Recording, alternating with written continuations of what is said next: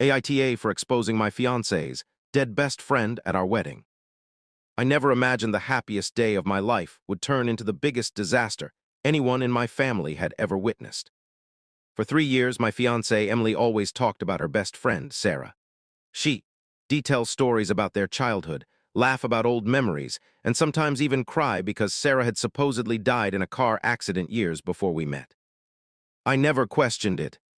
At our wedding reception, Emily announced she had one last surprise before our first dance. The lights dimmed, and a woman walked through the doors. Emily burst into tears. She screamed, "Sarah." Everyone stood and clapped, thinking this was some emotional reunion. I froze, because I recognized the woman instantly.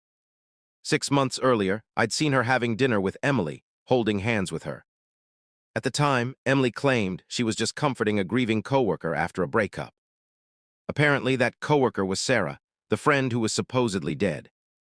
I quietly walked over to the DJ and asked for the microphone. My best man whispered, "Don't do this." I ignored him. I looked at the woman and simply asked, "I thought you were dead."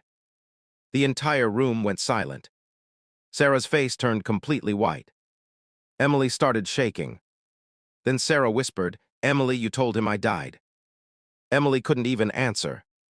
That's when Sarah looked at everyone and said, "She didn't tell you. We've been together for almost 4 years." The room exploded.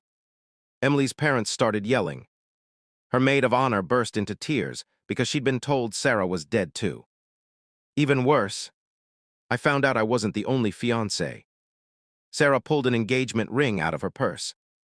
Emily had proposed to both of us. On the same weekend. The wedding ended before we ever cut the cake. I walked out with my family while Emily chased after me, begging me to forgive her. I never looked back.